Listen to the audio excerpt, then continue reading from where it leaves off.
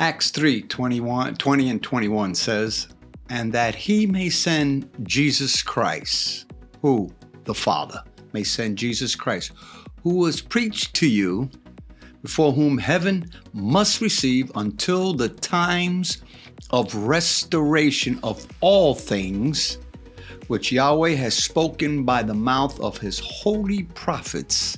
Listen to this phrase, since the world began.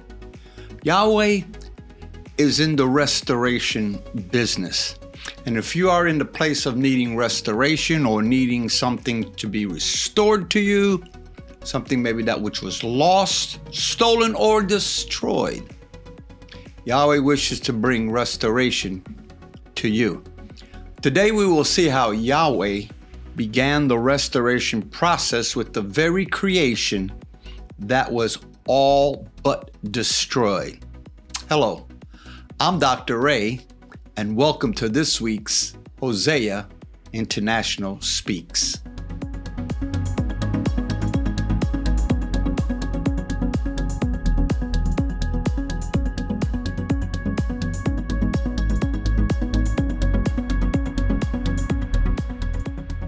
In the weeks prior, we looked at Yahweh's perfect creation, and then we saw the destruction of this creation brought about by Lucifer after he fell from grace.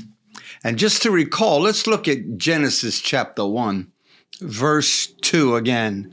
And it says, and the earth became formless, and we looked at that word, void, and we looked at that one, and darkness was upon the face of the deep, and the Spirit of Yahweh was moving over the face of the waters.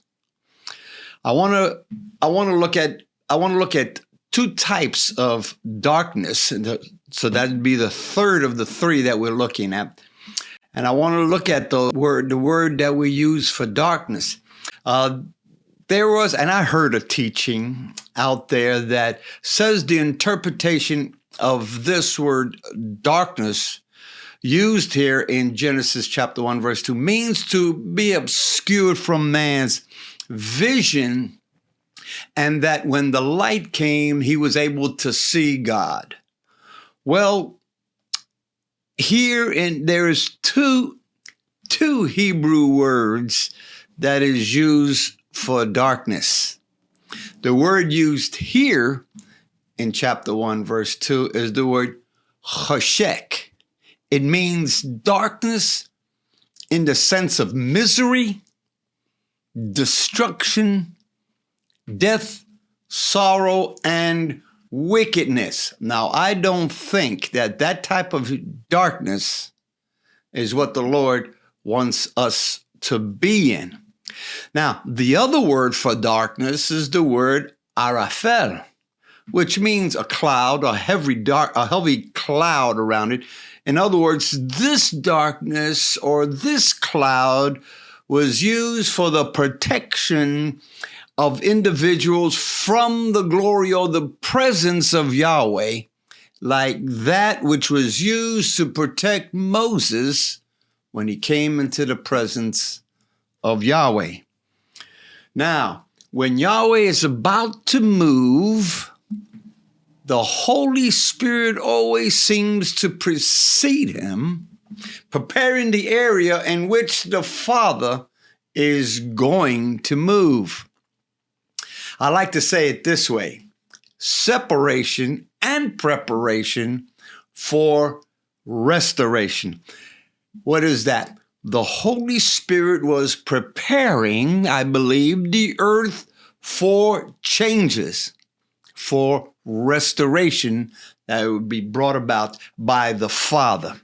The Hebrew word which is used here, meaning to brood, or the Holy Spirit moved, or as some translation says, brooded, means it's the word rachaf.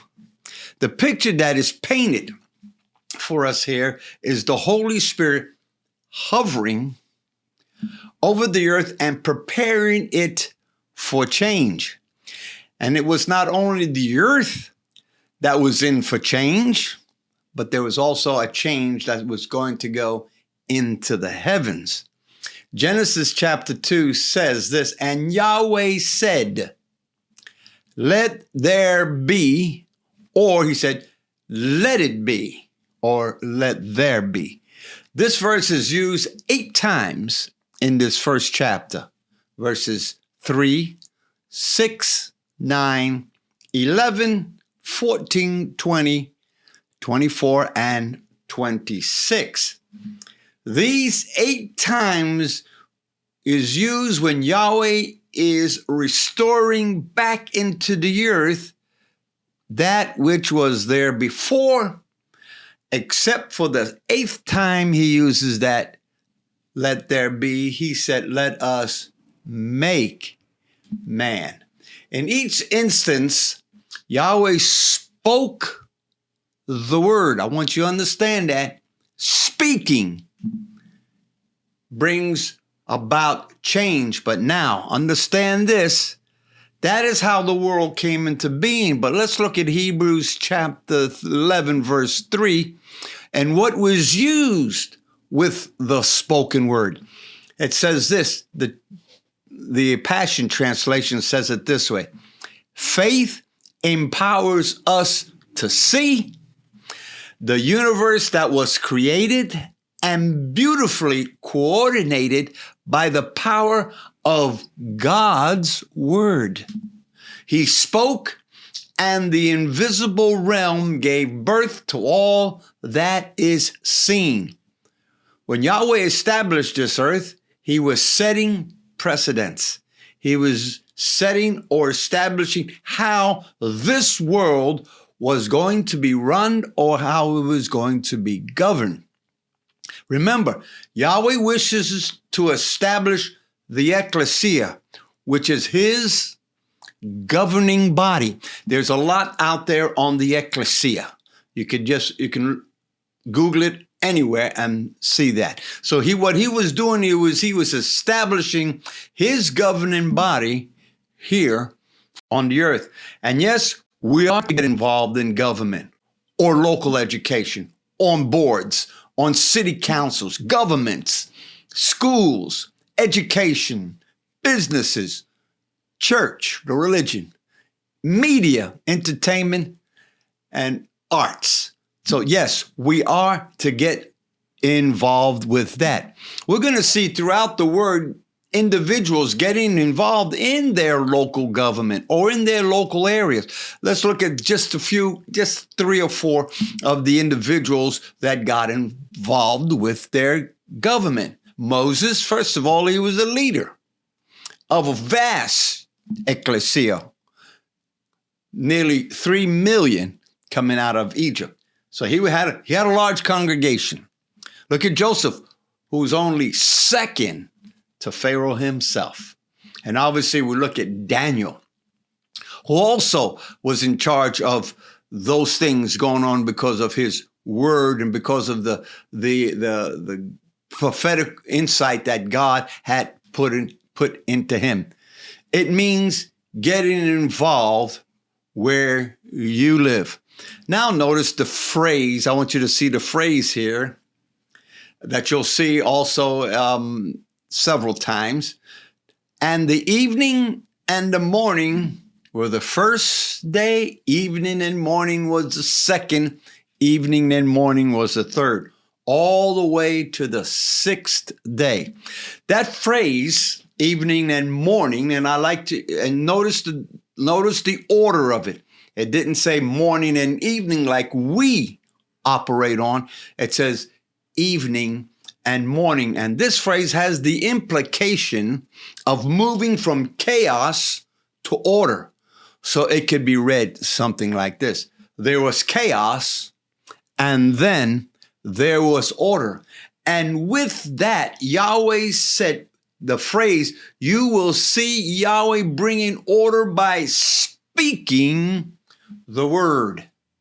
And the same way Yahweh brought forth order by speaking the word is the same way you and I, are to speak to the chaos that's in our lives in our neighborhoods, in our regions, in our states, and even in our nation. I pray this every morning. Father, if there is someone who is not operating in your realm, let his days be few and let another take his place, found in Psalms. You can find that, just look it up. But I pray that for my region, for my city, for my state, and for my country. You need to pray that over your nation. If that person is not going to move in the way that God has called him or her, let his days be few, and then let another take his place or her place. Now, let's look at the first order of the restoration process, which was the restoring of light.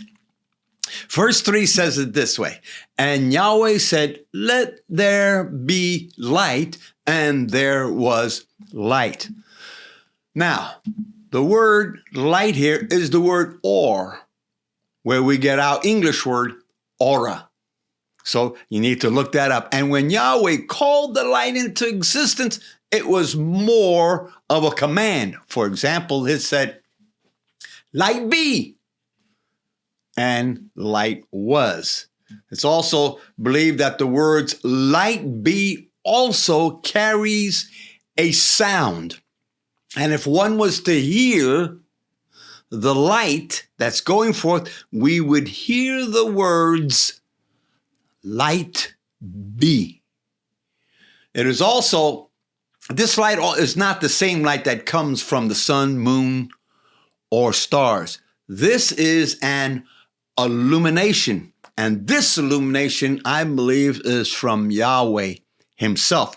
I have come to believe that this was the illumination that was upon Adam and Eve. And you say, how can you come with that?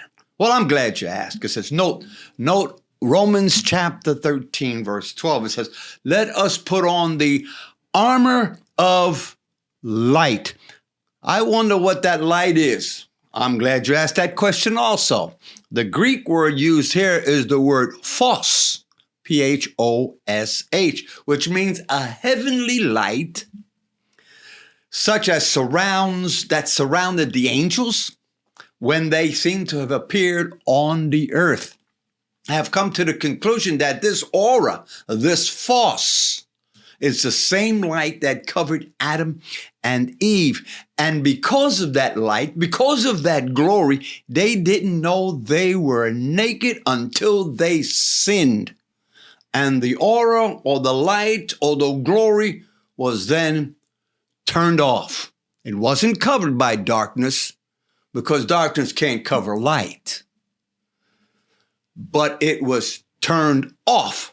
And when that light was turned off, they were naked. The scripture says, and their eyes were opened and they knew they were naked.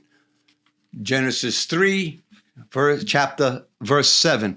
I believe that their eyes were opened into a different realm, the realm of the flesh.